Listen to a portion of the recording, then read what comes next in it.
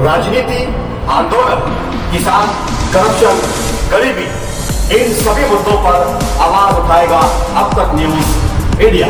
सत्ता के आगे जब भी सवाल कमजोर पड़ने लग जाए तो सवाल उठाने पड़ते हैं। बोल के लफ्ज आजाद है तेरे, बोल के सच जिंदा है। दर्शकों, स्वागत है आपका अब तक न्यूज़ पर। मैं जाबिर शाह।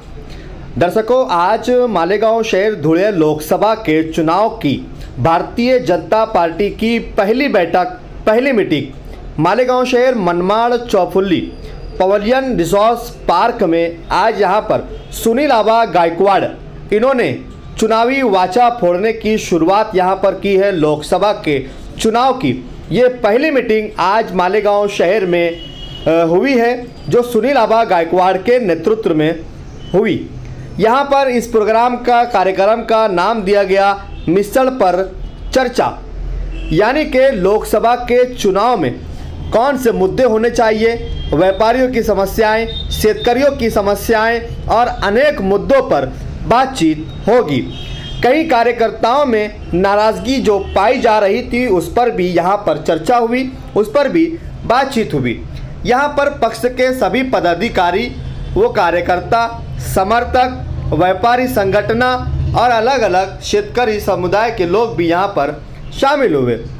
अभी तक धुलिया लोकसभा के चुनाव में देखी जा रही थी कि एक महीने से डॉक्टर सुभाष भामरे इनका टिकट फाइनल होने के बाद कोई भी एक्टिविटी मालेगांव तालुके में दिखाई नहीं दे रही थी, लेकिन आज सुनील आबा गायकवाड़ ने लोकसभा चुनाव का वाचा फोड़ते हुए इसकी शुरुआत कर दी है और अब राजनीति मालेगांव तालुका धुलिया लोकसभा के चुनाव में गरमाने वाली है।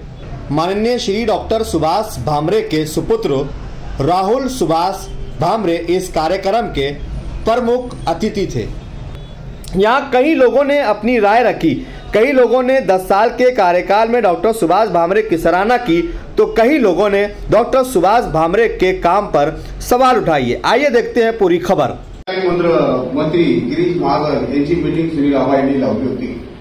आमच्या ग्रामीण भागात 2 नाले, एक आगडे, एक पंडवाळ नाला आहे। सौंदर्यपूर पासून एक नदी जाते। आमची अपेक्षा हीच आहे की पूर पाणी जरी आम्हाला भेटलं तर बराचसा हा भाग सिंचित होईल आणि शेतकऱ्यांचं जे पाण्याचं संकट हे कमी होईल। दुसरी गोष्ट तुम्ही सांगतात कांद्याचं तुम्ही पोराला ताप हे सांगताय, पण पोराला ताप तापवणे हे कधीच सांगत नाही। लक्षणं सांगा आम्हाला, लक्षणं नको, आम्हाला विलास सांगा। कांद्यावर काय विलास करता येईल, कांदा कसा निर्यात करता येईल हे तर सांगा। आम्हाला चिंतन नाही पाहिजे, आम्हाला विलास पाहिजे। दृष्टिगोचर मनमाड इंदोर रेल्वे हा गेल्या 20-25 वर्षापासून प्रलंबित प्रश्न आहे आबा, पण त्याच्यावर आतापर्यंत आपण कोणीच काही बोललेलं नाही। तो पण विषय मार्ग लागले पाहिजे आणि आपले जे पाण्याचा विषय हा जर मार्ग लागला तर फार आम्ही बाबांचं यापूर्वी पण आम्ही काम केलंच आहे, इथून पुढे पण करतच राहू। विषय तो नाही, फक्त आमच्याकडे एकदा बघा, एवढीच आमची विनंती। तर आपल्या मालेगाव तालुक्यामध्ये खऱ्या अर्थाने यांनी सांगितलं, गुप्ताजींनी सांगितल्याप्रमाणे हरघर योजनेप्रमाणे करोडो रुपयाचे काम मंजूर झाले, जे भारतीय जनता पार्टीच्या माध्यमातून झाले। केंद्र सरकारने त्या योजना आल्या आणि करोडो रुपयाचा निधी दिला, पण बाबांच्या हातातून एक सुद्धा भूमिपूजन झालं नाही, याचं आम्हाला दुःख आहे। आम्ही सुद्धा नेते, आम्ही जिल्हा परिषद सदस्य आहे, सुनील आबा साहेब हे गट नेते आहेत आणि काय काही कारणास्तव कोणाला बोलवलं जात नाही। आम्ही भारतीय जनता पार्टीचे आरएसएसचे कार्यकर्ते आहोत, कायमस्वरूपी काम करतो। एकतर्फी कार्यक्रम न चालवता हा सगळ्यांना स्वाभाविक घेऊन हा कार्यक्रम चालू असला पाहिजे असं लोकांनी एका ठिकाणी कार्यक्रम करून घ्यायचा। म्हणजे आम्हालाही इलेक्शन लढवायचे आहेत, आमच्या कार्यकर्त्यांना इलेक्शन लढवायचं आहे, कोणाला नगरसेवक व्हायचं आहे, कोणाला पंचायतला लढवायचं आहे, कोणाला पंचायत समिती लढवायची आहे। आणि भारतीय जनता पार्टीचे कार्यकर्ते अतिशय भरपूर आहेत, काम करणार आहेत। निश्चितपणाने मी तुम्हाला गॅरंटी देतो की मागच्या पंचवार्षिकपेक्षा या पंचवार्षिकला निश्चितपणाने जास्त आघाडी आम्ही देऊ, याचा अजिबात थोडीशी काम करण्याची पद्धत आपल्याला बदलावी लागेल। काही समस्या आहेत, काही ग्रामीण भागातील लोक नाराज आहेत, शेतकरी लोक नाराज आहेत, त्याच्यानं नाराजी काढून ठेवा। निश्चितपणे आपण जर दुसऱ्या उमेदवाराला दिलं तर ते कोणी कोणाला भेटणारच नाही आणि आपण सांगायचं तरी कोणाला, रडायचं तरी कोणाला। निश्चितपणाने आपण बघा, मागचे जे खासदार असतील ते खासदार कोणाला भेटायचे सुद्धा नाही। गेल्या 10 वर्षापासून बाबांनी रात्री 11 वाजता जरी फोन केला तरी उचलला असेल, आपल्या समस्या सोडल्या असतील। त्या दिल्लीच्या असो, नाशिकच्या असो, धुळ्याच्या असो, महाराष्ट्रातील असो, निश्चितपणे आपल्याला सर्वांना बाबासाहेबांचं काम करावं ही नम्र विनंती करतो।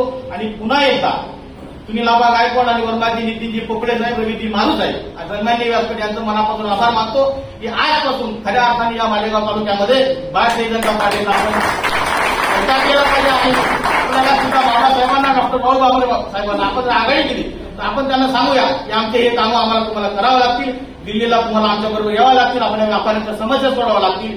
गव्हर्नमेंटकडे मोठ्या प्रमाणात फंड आहे, तो फक्त युटिलाइज करणं महत्वाचं आहे. तुम्ही या ठिकाणी बोलवलं, त्या मला सत्कार केला, त्याबद्दल सर्वांचं मनापासून आभार मानतो. इथेच थांबतो. जय हिंद. त्या निमित्ताने माझ्यामध्ये अपेक्षापेक्षा सगळे चांगले विषय या ठिकाणी आलेले आहेत. राहुलजींनाही बरेचसे विषय या ठिकाणी आणि स्थानिक परिस्थिती सुद्धा म्हणजे राजकीय असेल, सामाजिक आणि व्यापार उद्योगाची परिस्थिती आपल्याला बऱ्यापैकी या ठिकाणी ज्ञान झाली असेल. महत्वाचं त्या विषयाला मला हात घालायचा नव्हता, पण एक दोन जणांनी खास करून माझे सगळ्यात आवडते काका भरतजी पोकळे यांनी त्या विषयाला हात घातला. म्हणून असं वाटतं की आणखी 2 मिनिटं, इतक्या वेळ झालाच आहे की आणखी 2 मिनिटं मी घेतो. राहुलजी, आम्हाला सांगायचे की अनेक वर्षानंतर या मालेगाव शहरामध्ये भारतीय जनता पार्टीचा एकच नगरसेवक होता, तोही मी होतो. माझ्या आधी 10-15 वर्ष आधी पंडित हिंदू गोगडे होते. म्हणजे असं आणि आता एकचे आता आम्ही 9 झालेलो. आपले 5 जिल्हा परिषद सदस्य या ठिकाणी 7 पैकी 5 जिल्हा परिषद सदस्य आपले होते. म्हणजे एक मोठी ताकद या ठिकाणी आपल्या मालेगावाने जे पण ते 9 म्हणजे इथं वास्तविक आपले 20च्या घरात आपण जाणार होतो. परंतु आपण त्यावेळेस पक्षाच्या आपापसात वादामुळे, चुकीच्या तिकीट वाटपामुळे आपलं त्या ठिकाणी बरंचसं नुकसान झालं. आणि जे आम्ही एक स्वप्न उराशी बाळगून अनेक वर्ष आम्ही या शहरामध्ये काम करतोय की भारतीय जनता पार्टीचा झेंडा हा सगळ्यात वरती लागला पाहिजे. निकाल असाच होता. भारतीय जनता पार्टी या ठिकाणी मोठा भाऊ म्हणून काम करायचा. युतीतला घटक हा छोटा भाऊ होता. आणि आजची परिस्थिती जी बदलली त्याच्यात आपल्याच काही नेत्यांच्या चुकांमुळे या सगळ्या गोष्टी घडून आलेल्या आहेत.